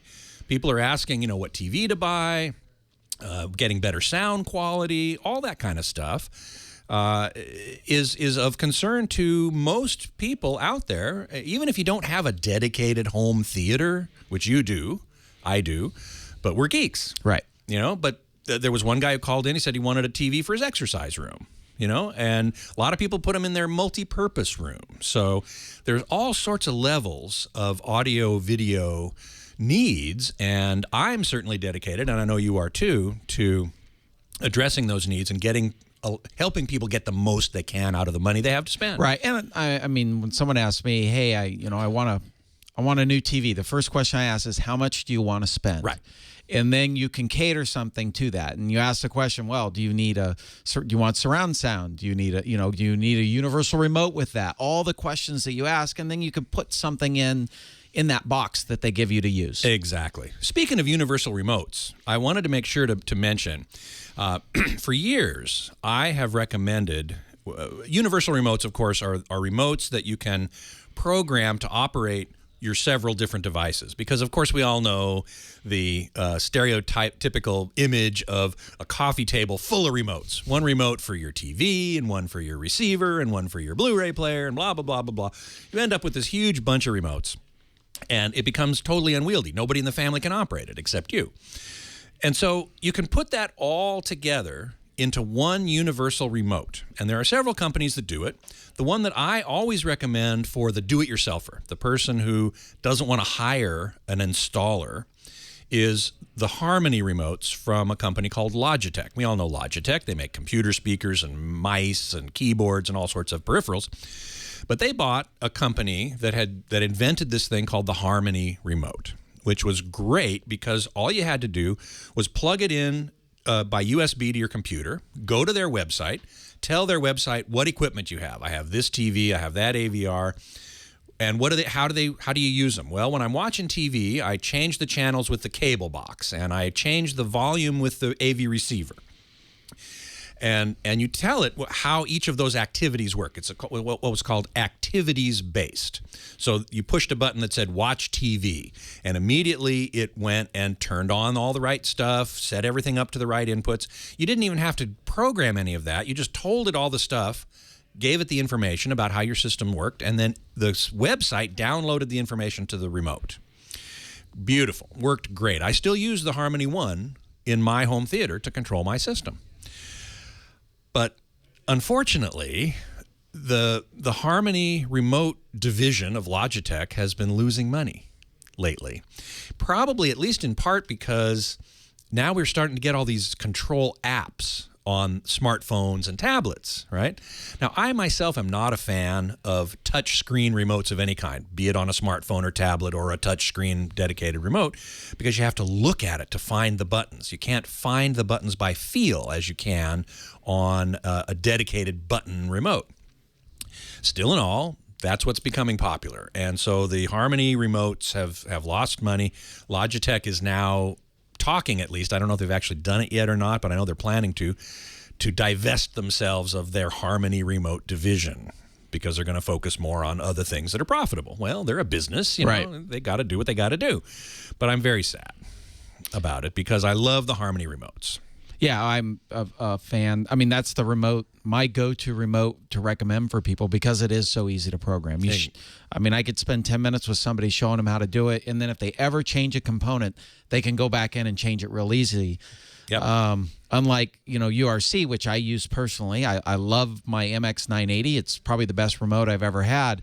That's another company, by the way. It's called Universal Remote Control, yeah. URC, right? But when I change a component, I have to go and take a webinar to figure out how to reprogram the remote again because it's so complicated. Exactly. Now, installers prefer the URC because it's more flexible, more robust. You can do more with it. You can program it to do more things. Right. But it requires programming. Yep. Anyway, that's a little bit of news right there. We're going to be right back after this. I'm Scott Wilkinson, the home theater geek, sitting in for Leo Laporte, the tech guy. Hey, we'll have more with Scott Wilkinson in just a little bit. I just wanted to talk about sharefile.com. It is a great solution. If you are currently emailing files to clients and colleagues, you know what a nightmare that is. First of all, the bounce backs, right? Because you can't send big files through email. The lack of security is a big issue, too. If you're in the medical profession, HIPAA says you can't send that patient record in the clear over email. And, of course, then there's the issue of email attachments often being security hazards. Forget email. ShareFile instead. It's HIPAA compliant with all federal regulations in many industries. It's secure. You don't get the bounce backs. You can send giant 4 gigabyte files if you want. You have complete control of those files. Let me show you my ShareFile account. This is how I send files, for instance, to the radio stations. We often do that. Tomorrow's show, for instance, I recorded ahead of time. So I have all the voice tracks here in my Super Bowl show, and I can send them to Kyle. Here, I'll send one right now. I'll show you how it works. Now, I could do this in Outlook with the Outlook plugin, but I'll do it from the website, and you can see.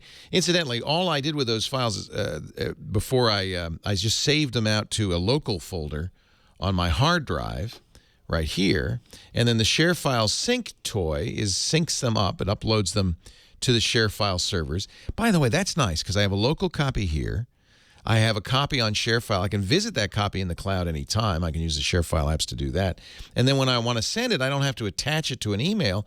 I'm just going to send Kyle a link. So you can either do it this way through the form on the website, or I can do this. And I like to do this because I can show you all the features.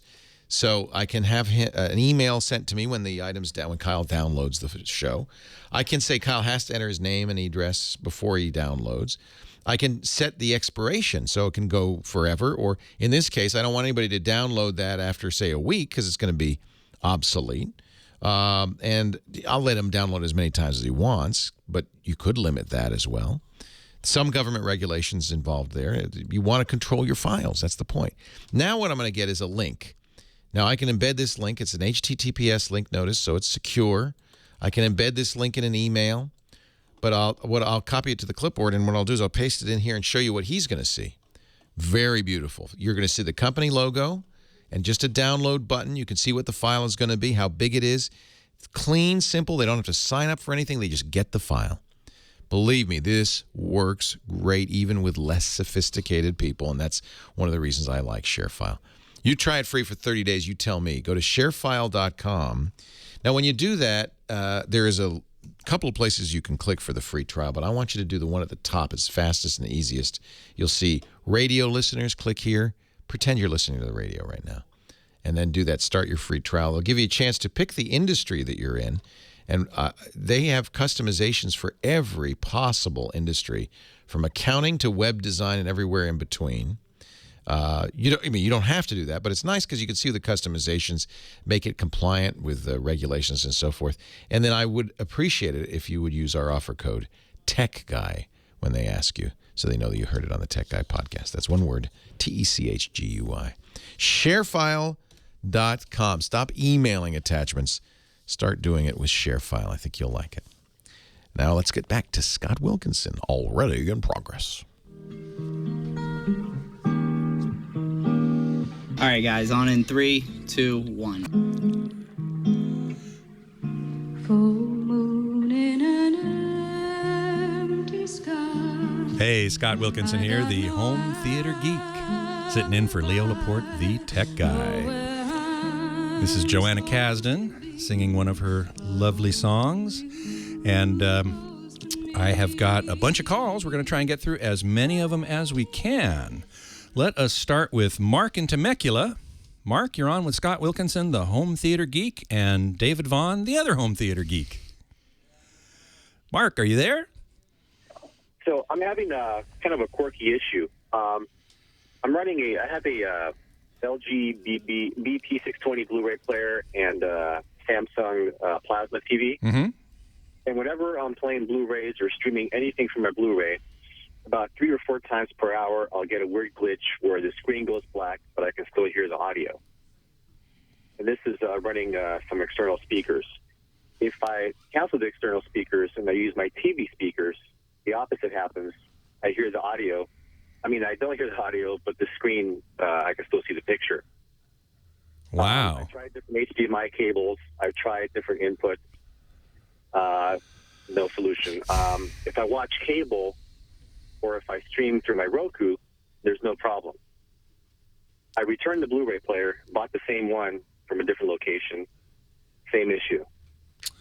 So Wow. I'm very perplexed. Well, David, you've had trouble with LG Blu-ray players, and you've reviewed several. Yeah, they're kind of quirky at times. Yeah. It sounds like an HDCP issue, but normally you'd lose both audio and video. That's the weird. Yeah, the weird thing is that you're losing one in one configuration, you're losing audio in one configuration and video in the other configuration. That makes no sense to me at all. Is this just streaming or watching Blu-rays as well? Both Blu-ray and streaming. One thing I did notice also that with either configuration, there is like a weird flash in the screen for a second, like a line goes through it for a minute. Well, a second, rather. I think you've stumped us. I don't know what that could be. My only suggestion would be to try and... Can you still return the Blu-ray player? I think it's probably too late on this Too one. late on that. Try a different TV. Either try a different TV or try a different Blu-ray player. I mean, try and change the variable at some point and just troubleshoot it. Exactly. I mean, if you can borrow a Blu-ray player from somebody that's not an LG, a Samsung or a Sony or something, Panasonic, just borrow one and see if the same problem happens. That would be the first thing I would do. Okay, that's actually a good idea. Yeah, that way I can eliminate hopefully one. Exactly. Yeah, and have you updated the firmware on the Blu-ray player? Yeah, I called customer support and went through that. Okay. Yeah, Rusty Bones in the chat room made the same suggestion. And Beef Team said the same thing I did. Borrow another Blu-ray player. Yeah, I think that's a smart thing to do. At least check that out. Yeah, exactly. Very good. Thanks so much for calling. Good luck. Thank you. Take care. Okay, David in Spring Hill, Florida. You're next. Scott Wilkinson, the home theater geek. Welcome. Well, hello, Scott, and welcome also to David Vaughn. Thank you. Sounds like the right team to answer a question that I have. We're the car guys of home theater, I think. Thank you for being there for Leo. I listen every weekend. I understand a lot of what you talk about, and then there's a lot that I don't understand anymore. Well, I try to make things as clear as I can, but it's a very complex subject. So how can we help you today? Okay, Scott, here's where I am. I'm looking to get a new TV for my bedroom. I have in my living room a full home theater, 42-inch Samsung DLP with a home theater. I have a Harmony one, which I love. Thank you for talking about that. You bet. My favorite remote, too. Yeah, they're just amazing. Got a complete Sony system, 5.1, the whole thing. Mm-hmm. In my bedroom, and the reason I'm limited, I have the 42 inches because I'm limited. I have one of those big entertainment centers with the cabinets underneath, sure, and on both sides, and what have you. Okay, and it looks terrific. So I'm not going to change that. Great. What I do want to do is change out the flat screen old CRT that I have in my bedroom. 24-inch Magnavox. It works well, works fine. And here's my problem with it. I use it for three different things. I have my cable box plugged into it with RCA cables, with RCA plugs. Yep. I have the CD, DVD, VHS player plugged in there. That's a JVC. Yep. And I have my video security system from Super Circuits plugged into that. With okay. my video cameras and what have you. Sure. So I can select from my remote, and it's a standard DirecTV remote that I have, and I can access them easily by whichever button I push on the remote. That's fine. Sure. But when I get to looking at a new set, like for example, I'm looking at a Sony 46-inch 1080p LED. Yep. I really have trouble in reading a lot of the specs that will tell me which new set will give me those three inputs that I presently have. Well, that's actually a pretty good question because most of those inputs are what we call legacy inputs. Yes, sir, that's correct. They are, the VCR is undoubtedly composite, which is a yellow RCA cord connector. The security camera, probably composite, right? Yep, well, it's composite, right? Right, and the third one, I've forgotten what it was? The cable box. Cable box. What does that have coming out of it? They all they're all red, yellow, and white. So the cable box is not high def? No, it's not. But, of course, I'll need a new cable box. You'll need a new cable box. When you get that TV, you'll want high def coming into that TV. Exactly, right. So that won't be a problem because the new high def cable box will have HDMI, and you'll just connect that. A new TV. Yep. I'll be in good shape. You'll be in good shape there. Right. Now, whether or not a TV, you can find a TV that has 2 composite inputs for those other 2 devices. That's the problem. That's the problem. Most modern TVs have 1. Right. 1 composite input, which isn't enough for you. That's correct. So I think unless you're going to go with some sort of AVR and put a whole audio system into your bedroom, which I kind of doubt you're going to do. Absolutely right. Then probably the best solution is a simple switch box. It adds a level of complexity and a level that is not ideal. I agree. Yeah. The complexity is not a problem. The convenience of pushing a button to select which of the 3 inputs I want. Now you have to push 2 buttons. Right. And I'm looking at Monoprice right now. Yeah. And I don't even see any composite switch boxes anymore. Oh, man. So maybe Radio Shack will have one, but I'm not sure if it'll be remote controlled or if it's going to be a manual. So the only other thing I would suggest is you just have to look for a TV that has 2 composite inputs. Right. I don't know that there are any. I'd have to do some pretty serious research to find out. I've been on the net trying to find it, and I'm kind of stumped, and therefore that's why. And I wish I had better news for you because I can't think of any that do. I don't even look at composite inputs anymore. What about the possibility of replacing the CD, DVR, VHS? That's another possibility. We'll talk about it when we get back. It's Scott Wilkinson, the home theater geek, sitting in for Leo Laporte, the tech guy. Horses he borrowed from his dad. He cracks his whip so lively just to see his lady smile. But she knows he's only putting on the style. And now live back to the Scott Wilkinson Show. All right, you're on. But all the young folks are doing it all the while. I know I am. That last music selection was Putting on the Style with Banjo by Pete Seeger.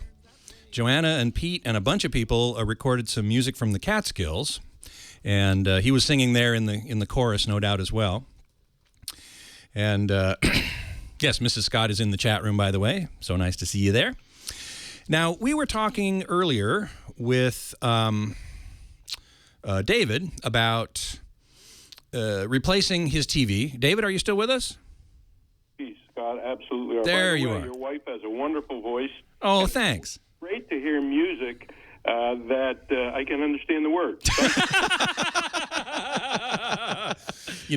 She is also a speech pathologist and a vocal coach, and lyric intelligibility is very important to her, so thank you for mentioning that. I'm sure everybody listening knows the stuff that passes for music these days, which really isn't. I just want to know when her rap album's coming out. I think that's going to be a while. That's going to be a while. Getting back to your issue, you have an old CRT TV that you're going to replace with a high def TV. You got a cable box, a DVD VCR combo, and a security camera. And the DVD VCR combo and the security camera have composite outputs, legacy outputs, and most new TVs only have 1 composite input. So how are you going to be able to connect all those things? The cable box is no problem because you're going to get a new high def cable box. It's going to have HDMI. Right. There are a couple things we've been talking about offline here in the break. One of them is somebody in the chat room had a great idea, which was to take the security camera feed and feed it into the VCR, the DVD VCR, which must have a composite input. It does. And then take the composite output from the VCR, connect it to the new TV. Then you still are going to have to push 2 buttons. Right. One to select the composite input on the TV, and the other one to select that input on the VCR. Right, I understand that. Okay, so that's one solution. Another solution is, as I think I mentioned before, was getting a composite switcher. Now, we've been looking around online, and a couple of composite switchers we came up with that give you 3 or 4 inputs and 1 output, but you have to manually go over to them and switch them with a physical switch on the box. Okay. But there's one that we found. David, you probably have it up on your screen. Actually, I took it down, but it's on Amazon. There was one with a remote. You could switch with a remote, a composite switcher. So if you just do a composite switch, do a search on in Amazon search engine, you'll find it there. Okay. All right. That sounds terrific. So that's another remote to deal with, unless you get a universal and sort of combine them together. David, I might go with a Harmony over there. Yeah, well, it was as long as they're available, which is not going to be that much longer, at least not from Logitech. We hope somebody from somebody buys the Harmony remotes. Ideally, some company like URC buys them and then offers them as a consumer-based product rather than an installer-based product. So, a wonderful, wonderful thing. The other option I was thinking of is just get a new CD DVR. That was the other option that we looked at. I looked on Walmart. They had a Philips that's now defunct, but Philips had a DVD VCR combo that had component output on it, which is the red, green, and blue connectors on the back. And certainly any new TV will have at least one of those. Yeah, component versus composite. Correct. Exactly right. So there you go. So several solutions. I'm looking at a Sony 46-inch KD LED at 645. Yeah, that would be good. I like Sony TVs in general. They're very good. Yeah. So I'd say that's an excellent choice. All right, thanks so much. I really appreciate it. Good luck with all of that. Let's go to Tanger in L.A. You're on with Scott Wilkinson, the home theater geek. Hey, Scott. Thank you for taking my call. How can we help? I'm looking to. First of all, I'm one of the plasma or nothing type. That's basically. I have I bought in 2011 Christmas time a Panasonic GT30 with a THX certification. Sure, nice TV. I love that TV. Still have it. I'm looking to buy my grandfather. Have him get a TV. He's going from a 32-inch Sony CRT, and his first flat panel. And what I want to know, one thing I have not researched, wanted to know your opinion on, I heard you mention earlier, about an hour or so ago, about Samsung plasmas. Mm-hmm. And, like I said, I'm biased towards Panasonic, particularly after they consumed Pioneer's technology. And I don't know how the Samsung plasmas stand up to them. So I want your opinion on that. Sure. Well, Panasonic sort of gobbled up Pioneer technology. That's kind of a separate issue. Their brand new flagship that they just introduced at CES that we're going to see this year really does finally approach the old Pioneer Kuro performance. But again, that's a separate issue. Sure. The question you have is, how does the Samsung plasma stack up to the Panasonic? I'd say they're very comparable. Really? I tend to have a slight preference for Panasonic. Okay. From what I've seen, the black levels are probably a little deeper, generally speaking, but it's not a big difference. Okay. Wow. So, I would have no trouble recommending a Samsung plasma. Let me put it that way. My one issue with the Samsung plasma, I think their glass is shinier. Okay. That's just one thing that I've always noticed about them. In a dark room, not a big deal, but if you have any ambient light, it seems to be more reflective than a Panasonic. And again, in my experience, seeing them side by side. Yeah, I haven't seen any Samsung plasmas lately. Probably not for the last 6 months. And just for the sake of discussion, if I had to choose or entertain the idea, a Panasonic plasma or a Samsung LED. Panasonic plasma. Now, the room it's going to be in is it's not a bright light. It's going to be straight on view. So, but right. And if it's not if you don't have to have it in a bright light environment, if you can tone down the room lights or watch at night mostly, David and I are in agreement. Plasma is the way to go. Cool. It's really much better, generally speaking, than LCDs in terms of off-axis performance, black level performance, motion blur. All of those things are going to be better on a plasma. It looks more cinematic, many people say. Yeah. I'm one of those people who don't like the soap opera look. In fact, the only time I actually use that is maybe when I'm watching sports. Everything else, I have it on THX or my own custom setting. There you go. One of your previous callers had mentioned, and this is the problem that I have, is now, as much as I love my TV, the little strip of speaker at the bottom of it are absolutely horrid. Horrible. And so one thing I was just going to suggest, I haven't really heard on any of the shows talked about, is I paired I don't really want a home theater, and I don't mind having speakers on the wall so much, but I use a Yamaha cinema projector, which is very different than a soundbar. It's a similar thing. I love it. I mean, it's got 38 little tiny speakers and then 2 bigger ones on the sides, and then I have a sub, and it just bounces sound off the wall at different intervals. Exactly. I absolutely love it. And frankly, one other cool thing about it is, on occasion for church events, I actually take it with me, which is ultra portable. Use my Airport Express with AirTunes, run the music off my phone. Perfect. And plug it in. So that's one option for people who are looking for good sound, better than a sound bar, but without mounting speakers on their walls. Yeah. It's a Yamaha cinema projector. Right. Well, it is kind of a sound bar. It has a sound bar shape to it, right? I mean, it's a long, thin thing. It has a sound bar shape to it, but it functions. It's just the way that it operates is very different. The amount of speakers are different, and plus, it's essentially basically a receiver built in as well. It's got a lot of inputs on the back. Oh, excellent! Very good. Thank you. I always agree. Those Yamaha products are great. We'll be right back with Dick DeBartolo. This is Scott Wilkinson, the home theater geek, sitting in for Leo Laporte, the tech guy.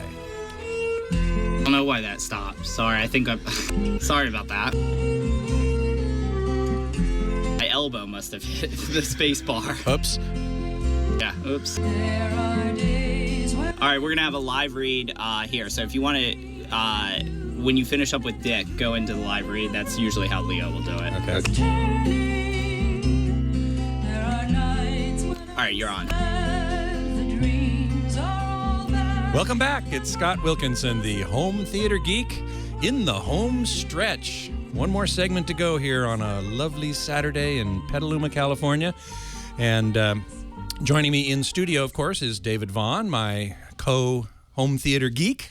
So glad to have you with me. Great to be here. And also joining us on Skype is none other than Mad's maddest writer and the gizwiz himself, Dickie DeBartolo. Hey, Dick, how you doing? I'm doing great. How are you? I'm doing great. Having a wonderful time here today. Leo is off in New Orleans eating beignets and drinking chicory coffee. Yes. Listening and to... I think he's going to go to a football game or something. Yeah, but I think he has... Yeah. I'm only jealous of the beignets. I am too, yeah. Did you see that photo on Facebook of him with the powdered sugar on his nose? He has that all the time. Well, I guess that's true. Yeah, I guess that's true. So... So what do you got for us, Dick? Well, you know what? On the GizWiz, we do a thing called Dick's Gadget Warehouse where I find really old stuff. And since you're into home theater, the home theater geek, I found my old, and tell me if you owned one of these, the Beam Scope. Oh, is that the otherwise known as the Nova Beam? You know, is it a projector? I only knew it as the Beam Scope or the Beam Scope 2. So this is like a little more than 30 years ago. Okay. If you wanted a big screen TV, it had to be a projection TV. Right. Or you could buy a Beam Scope, which was a gigantic Fresnel lens that you would put in front of your TV.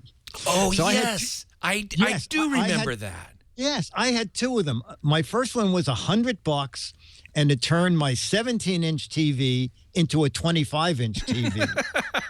Then a year later, they came out with BeamScope 2 that turned my then real 25-inch TV into a 40-inch TV.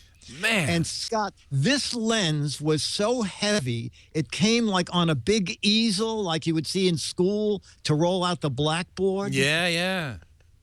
But instead of that, I just ordered the lens, and I suspended it from the ceiling on pulleys. Oh, my God. So if I wanted to watch a movie, I would lower my beam scope in front of my TV set. Oh, man.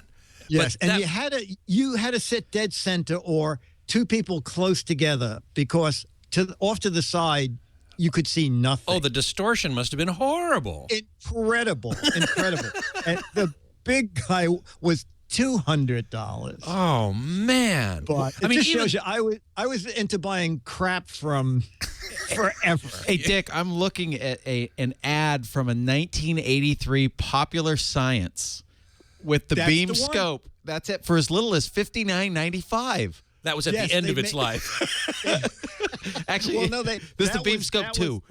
Yes, that was probably if you had a 12-inch TV and wanted to make it into a 16-inch TV. Oh, man. Even sitting right in front of that thing, though, I mean, the distortion must, I mean, you know, you must have had. Well, actually, dead center was not too bad, but if you went a little bit off, yes, everybody was suddenly round. And if you went a little further off, all you saw was color. Color images. fringing. Yeah. Yes, exactly. Terrible. Wow. And you still have that in your gadget warehouse? I still have it in the gadget warehouse. It's like almost too ridiculous to part with. Well, I can certainly understand that. Now, I at first I thought you meant the Nova Beam, which was this. What was the Nova Beam? It was a projector. It had 3 CRT guns, a red, a green, and a blue, like most CRT projectors of the day. But it was packaged with this silver sort of semi-spherical screen. It was an actual curved screen, left to right and top to bottom. And again, you had to sit dead center to see it. It was like one of the very first projection TVs. And you had to line it up perfectly and converge it and everything. I mean, it was a pain in the butt. And probably more than $200. Yes. Seriously more than $200. But that's what I thought you meant at first. But I do remember now these Fresnel lenses. Yes. You know, a friend of mine, Steve Wilson in Santa Cruz, California, just had this thought of, what about putting a little lens in front of an iPhone to increase its apparent screen size, you know, if you want to watch movies. Unfortunately, someone has already done it. Or at least they've long time ago. Yeah, but he didn't know that. So... in any event, this idea is not new, clearly. Dickie D is telling us that it's 30 years old at least. At least. Oh, man. Well, you know, you're taking us down memory lane here. I like it. I know. Well, if you come to New York City and you want to see something on my beam scope, just give me 2 days' notice. Yeah, so right. I can get a shopping cart. And How much carry did it that home. thing weigh? You know, I'm going to say, I think it was 45 pounds. Oh, man. I know. It was a lot of lens. It must have been plastic, right? Not glass. You know, I think it was plastic. Still, it's an awful lot of plastic. Yeah, and it had a big, steel frame, and then it had a big thing to either go on the blackboard stand, and I used the stand to the hinges to make my pulley system up to the ceiling. So wow! Wow! You know, if they made kind of bizarre, if they made it out of transparent aluminum, it would have been a lot lighter. Yeah. Yeah, where's Scotty when you need him? Yeah. Wow. Well, at least I didn't buy 2 of them and put them side by side to try and do 3D. Oh, man. Leo would love that. He would love that. Yeah, it's true. Wow. Well, Dick, thank you so much for taking us down memory lane and dusting off the beam scope. Beam scope. Coming up, are you doing a GizWiz? I'm doing a GizFizz. Absolutely. Excellent. We'll look right forward. after you're done with your great work here. Well, thank you so much. We only got a couple minutes left here, so I want to say a couple things. One is to make sure to go visit techguylabs.com, which is the website associated with this radio show. James DeRuvo has been judiciously and studiously writing down everything we say, and the notes will all be up on the website very shortly, separated into individual segments, so you can even comment on any of the particular calls that I've answered, and anything that I've said, David said. Please chime in. We do love to see those comments on techguylabs.com. So with the minute or two, and plus, thank you, chat room. I do want to also plug my show, Home Theater Geeks, which records on Mondays from 2 to 3 p.m. Pacific Time, 5 to 6 Eastern Time. This Monday, my guest is AVS Forum founder David Bott, who has some strong opinions about where the home theater industry is now and where it's going. So that should be a fun show. Should be a very fun show. He's actually going to show us around his home theater too. He has a really nice home theater. Really nice home theater. Drooling. Yes. Drool-inducing. Drool-inducing nice home theater. And that's it. We're done. David Vaughn, thank you so much for being here. It was fun. My pleasure to have you here. It's Scott Wilkinson, the Home Theater Geek. Geek out. Well, that's it for the Tech Guy Show for today. I'm Leo Laporte. Thank you so much for joining us. Don't forget, the Tech Guy is just the tip of the iceberg. We do nearly 30 shows now on the Twit Netcast Network, and you'll find them all at twit.tv. We talk about Windows on Windows Weekly, Macintosh on Mac Break Weekly, iPad on iPad Today. You get your daily dose of tech news from Tech News Today, and our weekly roundtable show, This Week in Tech. It's all at twit.tv. And I'll be back next time with another great Tech Guy podcast. Thanks for joining me. See you next time.